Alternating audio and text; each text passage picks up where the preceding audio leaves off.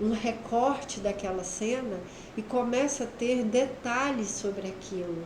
Então, muitas vezes ao nosso redor está cheio de ideias, cheio de cores que a gente não está prestando atenção, e muitas vezes isso pode despertar na gente grandes ideias, entende?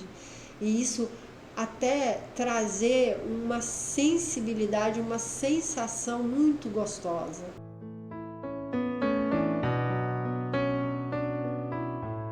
Porque quando a gente sugere uma cor na parede da sua casa, um pouco mais ousada, as pessoas logo vão pensar, vai me enjoar, vai ser cansativo.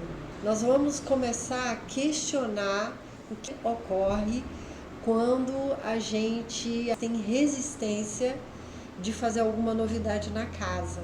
É só a questão da gente interpretar melhor essas nossas escolhas, as nossas decisões e às vezes as nossas negações. Por que a gente nega determinadas coisas? As pessoas costumam resistir à ousadia, vamos botar assim, entre aspas, ousadia, de botar alguma cor na parede. A pessoa logo vai falar, não combina muito comigo, eu enjoo fácil, eu canso. E aqui eu quero só colocar um questionamento que você previamente já acha ou já fala, pode cansar. Alguma resistência, ela pode falar da sua dificuldade do novo, do desconhecido, de experimentar as coisas, de arriscar, porque as pessoas tendem a ficar no lugar onde você tem mais conhecimento, e tudo que você tem conhecimento você consegue controlar. E tudo que você ousa ou você arrisca, você tem a possibilidade do erro e você teme em errar.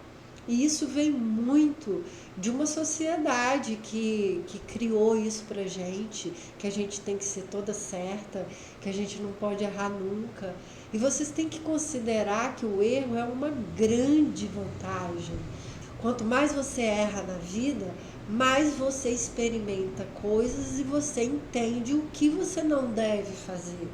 Então você tem uma gama de situações ou de experiências, um repertório que você pode ter mais pela vida, mais segurança em determinadas escolhas, porque você sabe que aquela outra não dá certo. Mas e aquilo que você não sabe se vai dar certo? Porque pode ser uma grande surpresa, pode ser uma coisa que você vai amar, que você vai adorar. E aí, muitas vezes, a gente está perdendo uma oportunidade de ser mais feliz por conta desse medo. E o medo, às vezes, é uma fantasia, é uma coisa que não existe, foi colocado na sua cabeça, né? Então, quem tem essa tendência em estar mais naquela posição de controle, para não errar, para sofrer menos, então tentar experienciar para ir quebrando essa resistência, tá? Então é só jogar essa questão na luz para que a gente possa pensar mais sobre isso. Bom, no segundo item a gente já parte para as crenças. O que a gente vai aprendendo? Qual é a ideia que você tem em cores? O que passa pela sua cabeça? A gente tem uma referência com pessoas que usam muita cores, que às vezes são mais alegres, às vezes são mais extrovertidas, divertidas. De quem gosta muito de cores, a gente acaba fazendo essa referência que são mais positivas. Essa é uma ideia que é criada e que vem das cores. E a gente não pode esquecer que cor é energia, tem uma vibração. E é bom pensar sobre isso, para a gente também se conectar um pouco mais com as vibrações das cores, porque isso é real. Mas a gente não vai entrar muito nesse mérito aqui, muito técnico, muito científicas, tá? É mais a questão intuitiva mesmo. O que você experiencia, o que você sente quando você usa mais a cor. Então aqui eu vou mostrar para vocês um pouco sobre perceber os detalhes no dia a dia, como que isso pode mexer com vocês, como isso pode trazer à tona um pouco mais de sensibilidade e entender que todos nós somos criativos. Como que isso, inspirar na natureza ou no dia a dia, pode fazer uma diferença.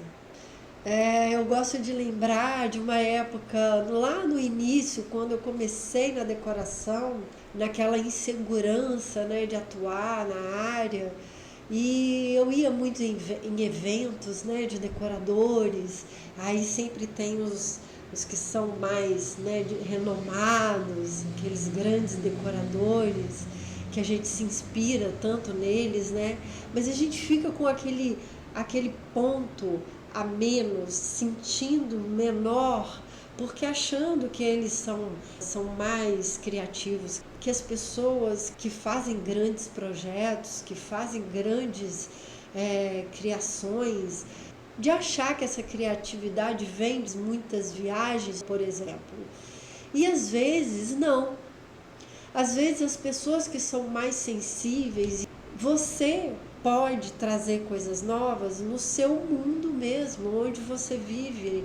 A própria natureza te traz isso, o seu dia a dia te traz isso. Basta estar perceptiva, receptiva a esses detalhes. Então você pode ter grandes criações no seu dia a dia. Isso é um olhar, o seu treino de olhar está aí. Então, assim como um fotógrafo que registra um trecho de uma cena, um determinado foco, um recorte daquela cena e começa a ter detalhes sobre aquilo. Então, muitas vezes ao nosso redor está cheio de ideias, cheio de cores que a gente não está prestando atenção, e muitas vezes isso pode despertar na gente grandes ideias, entende? E isso até trazer uma sensibilidade, uma sensação muito gostosa. E os recortes do dia a dia trazem uma gama de cores, e que se vocês prestarem mais atenção nesses detalhes, o quão rico pode ser a sua experiência 24 horas por dia. Você tentar isolar as cores em detalhes de cada cena, para que você tenha essa gama, que você possa descobrir algo novo para você transportar isso para sua casa. Nenhuma parede, por mais bonita que ela seja, a beleza delas não está apenas na parede. Sempre vai ter algo junto que vai valorizar aquela cor, ou vice-versa. O que estiver na frente, a peça que estiver na frente, vai ser valorizada através dessa cor. Aqui eu trago 3 exemplos para comprovar essa frase: as paredes com cor não brilham sozinhas. Então eu quero que vocês tentem imaginar essas paredes que eu trago com cor, se não tivesse essa decoração por cima, e não só o que está pregado na parede, mas o que vem à frente dela, como móveis, né? Porque o normal é começar com uma peça. Às vezes você tem uma peça em especial e é a partir dessa peça que você vai escolher a cor da sua parede. Então, como aqui a gente traz nessa figura 1 uma poltrona preto e branco, na figura 2 esse móvel de demolição, esse aparadorzinho, e no móvel 3 tanto pode ser essa poltrona azul turquesa, quanto pode ser esse vaso amarelo. Então, quando você já tem a peça, ela começa em primeiro lugar e você escolhe a parede em segundo momento. Então, você tem que avaliar qual cor poderia fazer um contraste ou uma valorização a mais no seu móvel, simplesmente pelo fato de gostar da cor. Esse é um ponto. Então, o segundo ponto é pensar se você quer representar algum estilo na sua casa, né? Um estilo retrô, ou você quer um estilo, né, étnico, como essa figura 1, um estilo lúdico, como é a figura 2. Esse, a figura 3, é um mais moderno. Também pode ter um estilo livre, né? Você simplesmente gosta de uma cor e vai por aí, vai deixar fluir. Ou um tema, sei lá, rock and roll, de filme, um tema de natureza, indígena, sei lá, tem tantos, né?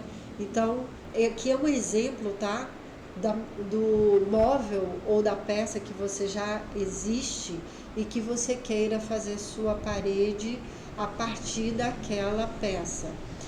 Então aqui eu mostro a ousadia dessas tonalidades de cores para que você realce esse móvel. A cor da parede em relação ao móvel, no caso sofás mais diferenciados, se fosse uma parede muito comum, muito básica, branca, talvez você possa enjoar mais, você tem uma tendência de enjoar mais da peça do que você fazer essa composição de cores um pouco mais elaborada junto à cor do sofá, ou você agrega um valor, você une essas duas cores e traz um resultado inovador que vai trazer uma sensação diferencial para o ambiente. Então, a partir dessa figura 1 aqui, que é um sofá mais vinho, você trazer uma parede azul, o resultado é muito mais bacana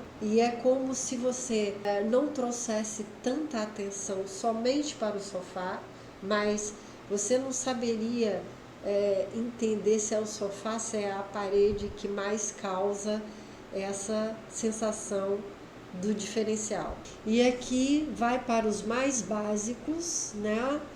Como no início eu falei, se pintar uma parede de cor pode ser muito ousado, muito diferente para vocês, comece com cores mais claras, mas só para ir quebrando essa resistência, porque vocês vão acabar se surpreendendo com isso e às vezes tomando gosto por isso e até sendo adepto a essa prática de colorir as paredes. Trago algumas coisas muito mais básicas, mas para perceber, ainda assim pode fazer uma diferença incrível nos móveis. Você vê uma pequena tonalidade, né? Eu não precisa ser tão forte, mas o quanto que isso causa uma valorização do que está na frente.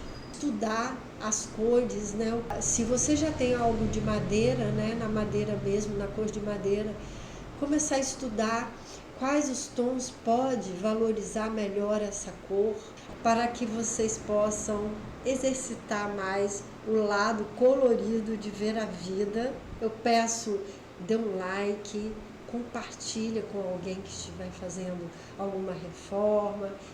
E eu vou ficando por aqui. Um beijo.